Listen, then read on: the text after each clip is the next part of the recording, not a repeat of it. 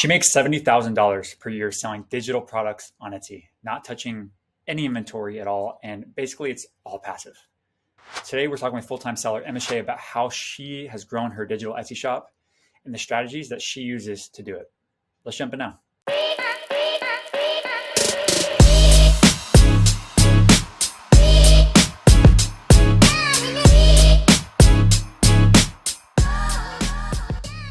Awesome.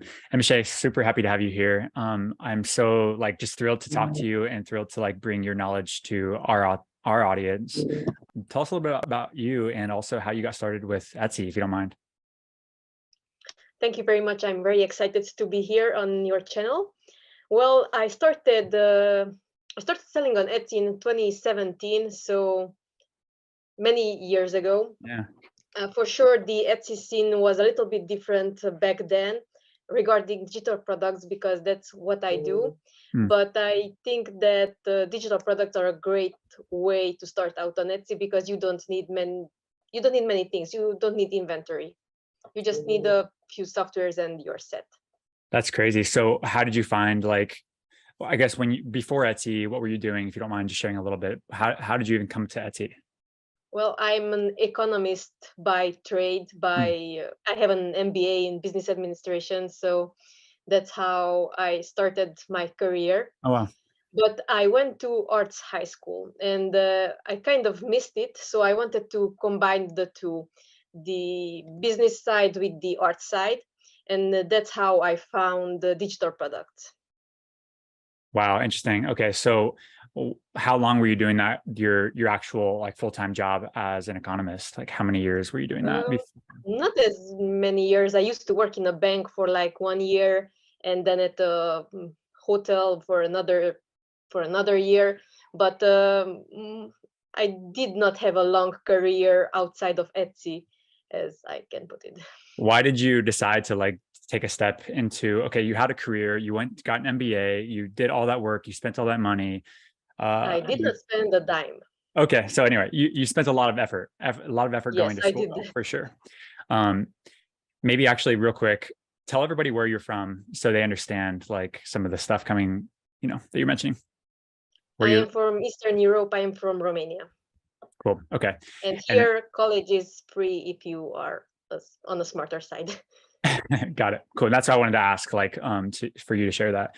Okay. So you go to school, you spend a bunch of time getting an MBA in economy, and then you start your career and you decide, okay, this isn't for me. And I hear about this online selling thing. Is that kind of how it went? Yes, I was, at the time when I started, we were working abroad with my now husband. He is a mechanical engineer, and I did everything back office for that particular company. And I did not like my superiors very much. So I started working on Etsy on the side. And as soon as I could, I quit that job and I pursued Etsy full time. Wow. Awesome. How was your success when you first started on Etsy? 2017, you started digital products, it sounds like. How'd it go?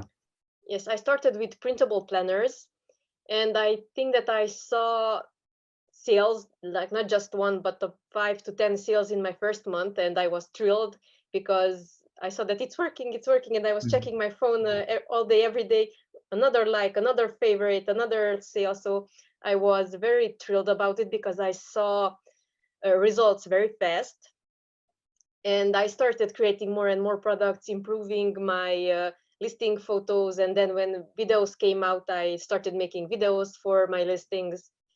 So yes, that's how I started. Wow. Maybe so that's amazing. Is the digital opportunity for digital items on Etsy, is it still there? I hear sometimes I talk about, some people mention oh, it's saturated, it's way too saturated, too much competition. That opportunity doesn't exist anymore. And then I meet people like you, and I meet a lot of other digital sellers that are just absolutely crushing it on Etsy, making $50,000 to $100,000 and more per year selling digital products. What do you think? There are definitely some niches that are very oversaturated, and I also have a YouTube channel called Emeshe, and there I have a specific video in which I talk about oversaturated niches on Etsy. and I have another one in which I talk about profitable ones. So I think that there is a great potential still today for digital products and Etsy.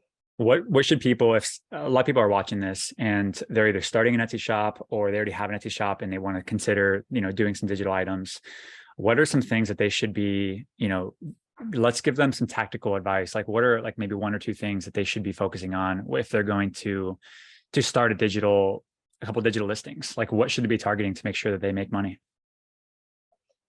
They should find the sub niches within one niche. Let's say they want to go into the printables niches, and let's say they choose the kids niche. And inside the kids niche, there are also some sub niches like coloring pages, activity pages, birthday invitations. So there are lots of sub niches. And if you specialize for one sub niche where you can stand out and you can really deliver really good products, then I think that you have great chances of making a lot of money with digital products. I love that. Do you think that what kind of skill sets are really important for you to be successful with the selling digital items? Like, is it, I see like sometimes people are very, very good designers. So if they're really good designers, they just that eye for design, or if they're creative, they tend to be more successful selling digital items. Is there a way for people that aren't like that artistic person to still be able to sell digital items? And if so, how? Yes, of course. There are lots of tools out there, just like Canva or some other design softwares that make designing very easy. You don't necessarily need Photoshop or Illustrator to create digital items. There are very many tools that make designing very easy, and they also will help you or creating listing images and displays mockups for your product as well. You do not need professional Photoshop mockups to create listing images for Etsy. Amazing. Like this opportunity is it's fairly new, right? All these tools coming together to help make our lives easier. Even if you're not the best artist, you just want to, maybe you're just a savvy person that can identify niches or sub niches, right? So really it's, the opportunity is, I agree, like it's kind of there for everybody. Of course, there's like niches that are, more competition and maybe not the best niche to go after, of course, right? But overall, like I try to tell everybody too, is there's a huge opportunity here with e-commerce in general, and then specifically within Etsy, and then specifically digital items, right? Like it's a big thing. I always get this question a lot, and I like to talk about this too. Like, what about pricing digital items? Like, do you tend to stay more in like the lower end of prices for your digital products, or do you somehow try to add more value to bundle bigger products? Where is like a sweet spot for pricing? I tend to price my items on the higher end, even though I see that within a week or two, some people take my idea and turn it into a half price listing. So it's the same concept. They just copy it and sell it for half the price. But I still try to price my items fairly and on the higher end. And I try to create really good listing images so that they will convert and they will sell. Because I think that listing images are the first contact with your potential customers. And if your listing images are made really well and they stand out, then you have the edge. I love that. When you say higher end, is that give us a range of what that is? Like, so at lower end, I would consider like $1, like 99 cent, like digital file, right? High end I to think me my is like cheapest item is 150, a but that's dollar. just one single page. Okay. And then the higher end, what's the most expensive digital product you've ever listed? Well, my most expensive one was a custom order of many items, so it was a big bundle that the customer requested. But my most expensive item at the moment, I think it's $35 or something like that. Awesome. And do you think, I've watched like your videos on your channel, and that's why we're even here, is because I got like a lot of value out of your channel also. So thank you for doing that. That's all free education. So I love that. You mentioned, what was it? You mentioned that you don't use a whole lot of advertising. I mean, you do ads on Etsy ads, but like a lot of it comes from organic sources and stuff like that within Etsy. How are you driving traffic to your listings? What's the primary, I guess, lever that you're pulling? Well, I'm using mainly Etsy SEO. I do not spend much on ads, and I just recently decreased my Etsy ads budget. I used to do $10 a day, but now I decreased it to 7, and I'm considering decreasing it even more because I do not see the return that I want to see. At the beginning of the year, before they did the algorithm change, I had great results with ads, but nowadays it's not as good. So I'm thinking of giving them a pause somehow. And other than the Etsy ads, I do Pinterest ads. They work much better because I get to reach a bigger audience outside of Etsy on the Pinterest platform. But other than that, not much. On Pinterest, I spend about $2 a day, so not much. I love it. That's what I love about digital items too, is like they're very high margin, right? Where it's like you have let's say a $5 listing, pretty much all that $5 is gross profit, right? Like you don't have like About 85%, yes. exactly. So you could spend up to that amount on ads to break even. So that's amazing. Great. What is like, take us inside your workflow, like your daily workflow. What is, and let's say you're working on your Etsy shop today. What typically would you be doing today? I would always start with my messages. I reply to messages and I resolve any problems if they have. Surprisingly, not many people know how to open a zip file, and that was very strange for me that they don't know how to open a zip file. So I help people who have any questions or concerns regarding their order. Sometimes they don't get the email right at that moment, and they send me a message that where is my order. So I reply to all of those. I also have auto reply set up, so that makes my life easier. After that, I check my notebook where I have a running list of digital product ideas, and I pick a few. If I have a design day, I tend to batch my days. So like I have design days, I have listing image days, and I have SEO days and listing them on the Etsy platform days. I love it. Okay, cool. And you've used EverBee a little bit, right? And you're starting to use it more, which is really cool. How do you use EverBee to like find products for your niche? Like, do you mind, like, because there's a lot of different strategies I'm noticing that people are using EverBee for. Can you maybe talk about like one strategy that you would use or you would recommend people to use with EverBee? Well, I start on the main page and I go for a very broad keyword, and I start to scroll down and I try to notice different sub niches, and I go on to each item and I check their keywords and the potential for those keywords. And if I see that there are many searches for certain keywords, I try to investigate that even further, and I try to find this way profitable products that have potential.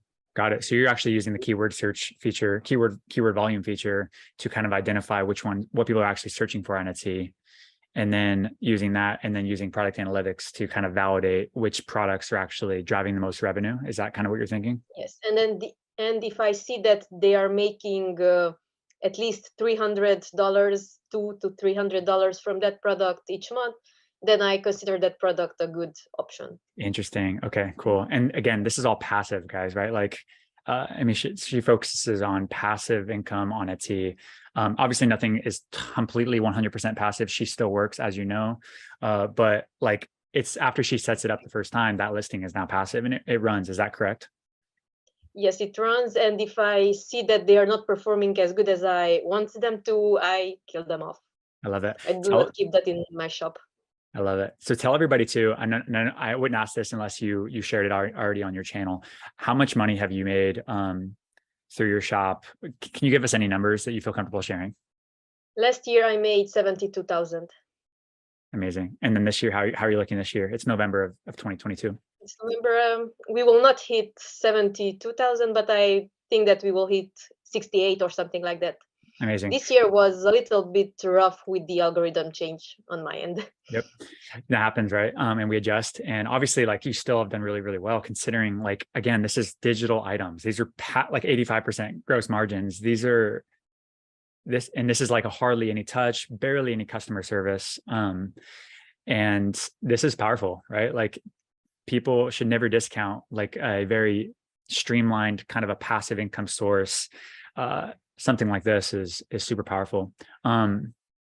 What do you, when you get a digital idea, like a digital listing idea, let's say it does over $300 a month, what is your next step? What do you think of in your head? Do you say, okay, this item is doing really well? How do you differentiate yourself? Like, how do you, because we obviously, none of us copy other listings. We would never suggest that. But what do you do, right? Like you take that idea and as a source of inspiration, and what do you do with it? I try to make it better so that I can add some even more value, so that I can add even more value to that. And I try to put my own twist on it. So let's say there is a one-page document that someone is selling and I see value in it, that I try to make that 5 pages, and I try to make that in more color options and with better design and change the layout. And I try to make better listing images than the other person. So I do not like copying, because many people copy me. So I do not like to do that to other people. Absolutely. Yeah. And this is, you nailed it. It's you're adding value, right? Like you're taking an idea and you're saying, I want to make that better. How can I make that 2 times, 3 times, 4 times, or 5 times better than what it actually already is, right? And then someone will come along and probably see your listing and they'll say, I can make that 5 more times better, right? And then obviously you don't love that, but at the same time, like that's how business works, is like we're always trying to improve on what is already there, right? And that's how the marketplace like happens. Nothing will be static ever. And I try to explain this to I try to wrap my head around this also all the time, and I also try to explain it to other people, is that this thing is ever moving, this whole marketplace. And every product that we see, like whether it's a cup or our car, right, we're always trying to make the next version better and better and better. Obviously it would be ideal if you made your own listings 5 times better every year, but unfortunately that's not how it works.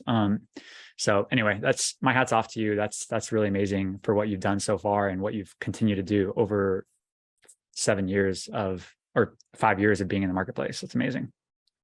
Yes, thank you. Yeah, for sure. Where can people find you and learn more about you? Give us some ideas where we can interact. You can find me here on YouTube. My channel is Emeshe Everything Digital. If you just type that into the search bar, you should find me. And you can also find me on Instagram. It's the same handle, Emeshe at Everything Digital. And I also have a website with the same name, Emeshe _ Everything Digital. Beautiful. And guys, we will link to all of Emeshe's all of her links in the description below, so you can easily click on those. Highly recommend that you follow her and just kind of learn everything that you can about, specifically about digital items, setting up your shop to where it's fairly passive, right? 80% passive. She has so much golden nuggets for free out there, right? And anyway, I really appreciate you coming on the channel. I appreciate you using EverBee and appreciate you being a part of the community, Emeshe.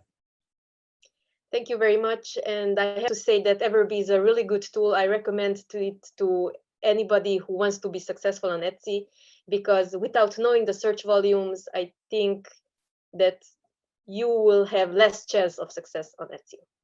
Yeah, I appreciate you saying that too. And I agree. I'll echo that. Is like, there's obviously people that you can be successful without EverBee. No question. Like, I believe that you can do it. I think that there's a slow way to do things and there's a faster way to do things. EverBee is the fastest way to do things. Can you be successful? Can you be a 6-figure shop, without EverBee or other tools? Absolutely. I know a lot of people that do it. But I think your just likelihood of success increases when you're using data, when you're using like some data-driven decisions. So anyway, thank you again. And I guess we'll have you on the channel soon to hear about your next success. Thank you very much. I would be happy to be here again. Thanks, Emeshe. Bye-bye. Thank you. Bye. I really appreciate Emeshe coming on. Again, be sure to check out her YouTube channel in the description below, where she shows more strategies for free, right? On tips on growing your Etsy shop and how she's done it and how you can do it too. Second, if you're not using EverBee yet, go sign up for free in the description below. You guys need to be using data to make decisions in your business, okay? Find the best products to sell on Etsy with EverBee and much more. And if you're already using EverBee, we love you and we appreciate you. We wouldn't be anywhere without you. We're building this tool for you guys, for our seller community, and really grateful for you guys. And curious, what did you guys learn from today's video? Was there any big takeaway that, kind of made you say, aha, like I get it now, or inspired you? Comment down below. It just helps us kind of cater the content and make more helpful stuff for you guys. But yeah, appreciate you guys, and I'll talk to you really soon. See you.